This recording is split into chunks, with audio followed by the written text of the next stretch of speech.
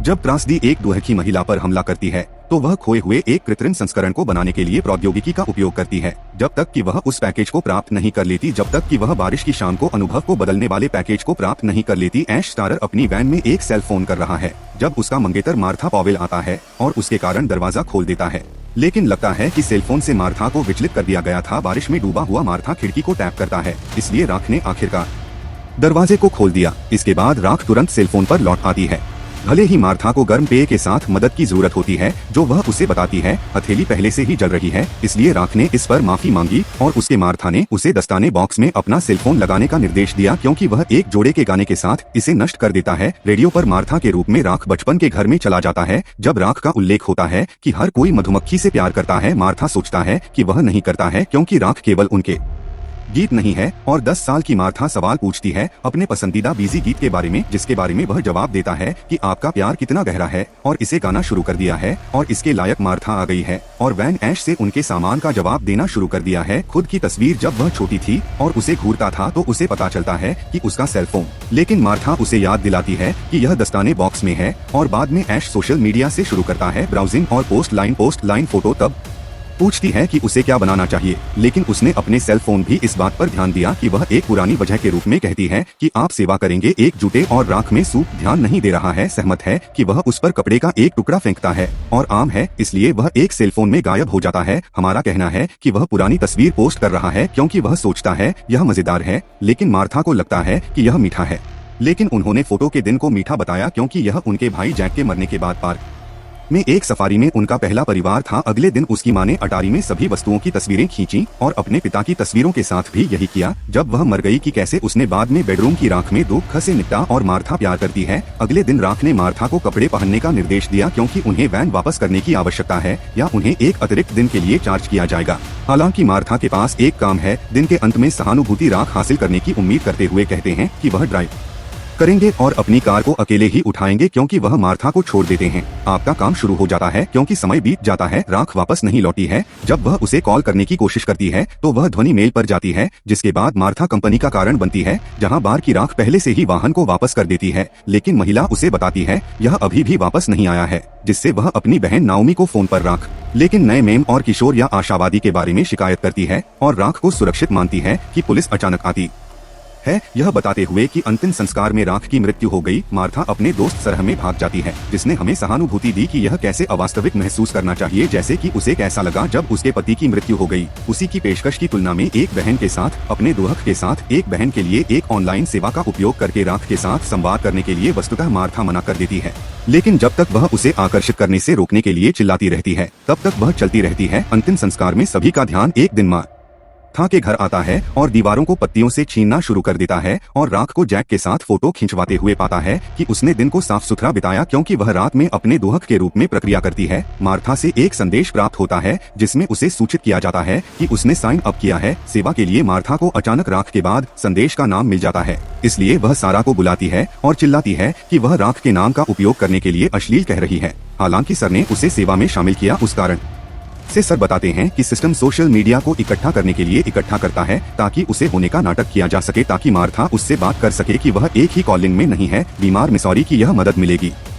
अगले दिन जब काम करने वाली मार्था को लगता है कि वह शौचालय में भागती है और गर्भावस्था की परीक्षा लेती है, जो इस बात की पुष्टि करती है कि वह एक बच्चा है। जिसके बाद वह नाओमी को बुलाने की कोशिश करती है, लेकिन वह घर पर व्यस्त है, इसलिए वह उसे यह कहते हुए संदेश छोड़ देती है कि उसे घबराहट से बाहर निकलने के लिए कहा जाता है, जिसका इस्तेमाल सेवा के रूप में किया जाता है और सिर्फ कृत्रिम राख को आश्चर्यजनक रूप से देखा जाता है। सेवा हास्य से मेल खाती है। जब मार्था ने उसे सूचित किया कि वह गर्भवती है, वह राख से परेशान हो जाती है। स्वचालित प्रतिक्रिया बाद में नाओमी को मार्था कहती है जब वह अपनी गर्भावस्था को छिपाते हुए ठीक होने का नाटक करती है, उसे यात्रा करने की पेशकश करता है, लेकिन मार्था तब तक मना कर देती है जब तक कि मुझे घोंघा नहीं आता है। उसके बाद काम करना पड़ता है कि मार्था सेवा का उपयोग करना जारी रखती है और कृत्रिम राख का संदेश देती है जो वह उनके साथ बात करना चाहती है। आश्चर्यजनक रूप से कृत्रिम राख का जवाब है कि वे वास्तविक राख की ऑडियो रिकॉर्डिंग को प्रसारित करके ऐसा कर सकते हैं, जिसके परिणाम स्वरूप वह सेवा को राख के कई वीडियो देता है और यह उन्हें संसाधित करना शुरू कर देता है। अप्रत्याशित रूप से मार्था को कृत्रिम राख से एक कॉल प्राप्त होता है जो वास्तविक एक प्रसन्न करने वाली मार्था की तरह लगता है कि आप अगले दिन उसकी मंगेतर को उसकी आवाज सुनते हैं, जबकि कृत्रिम राख के साथ बोलना दावा था पहाड़ी पर जहां राख उसे पेश करने के बाद या अपनी माँ के पास ले गई। वे उन यादों के बारे में बात करते हुए याद करते हैं जिनमें उन्होंने मार्था फिल्मों को कृत्रिम राख दिखाने का दृश्य दिया था और कहते हैं कि वह प्रभावित नहीं थे। फलस्वरूप नकली राख का दावा है कि दृश्य सिर्फ हरे रंग के लायक है कि असली राख ने उसे बताया था कि स्थान एक प्रसिद्ध प्रेमी नींद या परेशान प्रेमी था। पारंपरिक रूप से कृत्रिम राख शोधकर्ताओं के साथ उनकी मृत्यु के लिए छलांग लगाई गई थी और दावा किया गया था कि जो कोई भी वहां कूदता था वह अकेला था। यह अजीब लगता है कि कृत्रिम राख जानकारी के लिए खोज करती है, इसलिए वह आपको बताता है। वह नाओमी कॉल करने से पहले अगली बार उससे पहली बार पूछेगा, लेकिन वह वास्तव में अभी भी कृत्रिम राख के साथ बात करने के ये कॉल करने के लिए मना कर देती है। बाद में मार्था अस्पताल में एक अल्ट्रासाउंड से गुजरने के लिए सौभाग्य से बच्चे का दिल नियमित रूप से धड़क रहा है, जो मार्था को खुश करता है कि वह शो में कृत्रिम राख को रिकॉर्ड करता है। जबकि उसके साथ बोलने के लिए मार्था ने उसे पकड़े जाने के लिए संघर्ष किया, जिससे उसे अपना सेलफोन गिराना पड़ा। मार्था सबसे बड़ी दहशत है क्योंकि वह अब कृत्रिम राख को यहाँ नहीं रख सकती है, इसलिए वह 2 साल बाद अस्पताल से बाहर निकलती है और एक नए सेल फोन की खरीद करती है, जो घर पर थोड़ी देर के बाद जबकि कृत्रिम राख का कारण बनता है और आराम करता है क्योंकि वह भंडारण में है, न कि डिवाइस। मार्था उसे छोड़ने के लिए माफी मांगती है क्योंकि वह बच्चे के साथ बहुत उत्साहित थी, इसलिए लगता है कि एशले की आवाज है। अपने मार्था को विचलित करने के लिए बच्चे की पिटाई करना मुश्किल है, वह यह है कि वह आश्चर्यजनक रूप से कृत्रिम राख डोजर है। उनकी सेवा में एक और उपलब्ध स्तर है, यह प्रयोगात्मक और महंगा है, लेकिन मार्था है दिलचस्पी। जल्द ही एक पैकेज मार्था के घर पर आती है। डिलीवरी मैन करता है अगर यह सोने का ब्लॉक है क्योंकि यह भारी है और मार्था उन्हें निर्देश देती है कि इसे सीढ़ियों से पैकेज खोला जाए। वह बॉक्स में मांस को देखने के लिए भयभीत है। वह कृत्रिम राख से निर्देश मांगती है कि यह उसके जैसा नहीं दिखता है। कृत्रिम राख बताती है कि यह खाली है जब तक कि वह सक्रिय नहीं हो जाती। पैकेज के चारों ओर अच्छी तरह से कृत्रिम राख दिखता है और उसके बाथटब को तैयार करने के लिए उसे बनाता है। बाद में वह टब में सिंथेटिक शरीर था क्योंकि जिंजर को पोषक तत्वों से ढका जाता है, जो सिंथेटिक को रोकता है बाहर मरने और आंदोलन से। मांसपेशियों पर ध्यान दिया जाता है कि यह मार्शमैलो की तरह बदबू आ रही है, जो कृत्रिम राख के लिए कहती है कि वह खा सकती है क्योंकि यह गैर विषैले है, लेकिन वह मना कर देती है। फिर मार्था ने इलेक्ट्रोलाइट्स को मजबूर कर दिया, टब और कृत्रिम राख छोड़ देता है। उसे बताता है कि वह जा रहा है क्योंकि प्रक्रिया शुरू हो जाएगी। एक प्रशिक्षक बाथरूम में रोशनी चालू नहीं करने के लिए मार्था धैर्यपूर्वक प्रक्रिया की प्रतीक्षा करता है खत्म करने के लिए। जब तक वह बाथरूम में साहसपूर्वक ध्वनि नहीं सुनती है, तब तक अचानक से पदयात्रा करते हैं और चुपचाप भूत की जांच आश्चर्यजनक रूप से करते हैं कि उसने किस शरीर के नीचे की ओर देखा जो बिल्कुल कृत्रिम राख की तरह दिखता है। राख असली राख की तरह बोलने लगती है, जो कपड़ों और एक तौलिया का अनुरोध करती है। जब मार्था ने टिप्पणी की कि वह कृत्रिम है कि वह क्या कर रही है, लिविंग रूम खौफनाक है, तो मार्था अभी भी कृत्रिम राख को देखकर दंग रह गई है। तो उसने पूछा कि क्या वह चाहती है उसे वह भोजन प्राप्त करें, जिसके लिए मार्था ने पूछा कि क्या वह कृत्रिम राख प्रतिक्रिया भी खाती है, जिसे उसे खाने की जरूरत नहीं है, लेकिन चीजों को और अधिक वास्तविक शॉट मार्था बनाने के लिए चबा और निगल सकता है। शराब की आखिरी बीमारी जो कृत्रिम राख की चिंता करती है क्योंकि वह गर्भवती है, लेकिन मार्था अभी भी पीती है और सलाह को अनदेखा करती है क्योंकि यह केवल एक रात के लिए है। भावनात्मक रूप से मार्था त्वचा को छूती है कि यह है चिकनी और नरम, लेकिन सबसे करीब भी है। और कृत्रिम राख को लाइनों का कहना है कि यह बनावट मानचित्रण है जिसमें छोटे विवरण भी दिखाई देते हैं। मार्था कृत्रिम महसूस करने के बाद भी वास्तविक राख को और अधिक पिघला देता है। राख तो वह उसे चूम लेती है और प्यार करने के लिए बेडरूम में जाती है। हालांकि कृत्रिम राख को इस तरह की गतिविधि में संलग्न करने के लिए डिजाइन नहीं किया गया था क्योंकि कृत्रिम आश्चर्य शर्ट मार्था को बाहर ले जाता है। असली राख में उसके कॉलर बोन पर एक मॉल है और उसे आश्चर्यचकित करने के लिए और अधिक रूपों में उनके तुरंत मार्था सबसे बड़े अंतरंगता के कृत्रिम राख कृत्यों को सिखाते हैं, जैसे कि असली राख ने इसे कैसे किया। उस जानकारी को सिस्टम में उपलब्ध कराया गया था जिससे उन्हें प्यार हो जाता है, जिससे मार्था संतुष्ट हो जाती है। जब अगले दिन वह कृत्रिम राख से हैरान हो जाती है क्योंकि उसकी आंखें अभी भी खुली हैं, इसलिए उसने पूछा कि क्या वह उन्हें मार्था प्रतिक्रिया को बंद करना पसंद करती है, जो वह ऐसा करती है जब वह सोती है। बाद में मार्था काम करना शुरू कर देती है और कृत्रिम राख से चौंक जाती है। उसने बताया कि उसका एक अजीब उपस्थिति है और उसे इसकी आदत डालने के लिए समय चाहिए। फिर मार्था उसे निर्देश देती है कि वह उसे बच्चे के लिए कोई भी शराब पीने से रोके। अचानक नाओमी आती है, इसलिए मार्था ने तुरंत कृत्रिम राख का निर्देश दिया। बेडरूम में छिपने के लिए मार्था ने दरवाजा खोल दिया। नाओमी हक्स्टर सीधे नाओमी ने उसकी चिंता का सामना किया क्योंकि मार्था उसके कॉल और संदेशों का जवाब नहीं दे रही है, बजाय इसके कि वह सच में इस्तेमाल करती है या काम करती है। उसके दिमाग को व्यस्त रखने के लिए एक बहाने के रूप में मुझे पता है कि शौचालय कहाँ है। यह आशा है कि वह रात तक कृत्रिम राख देखना चाहती है।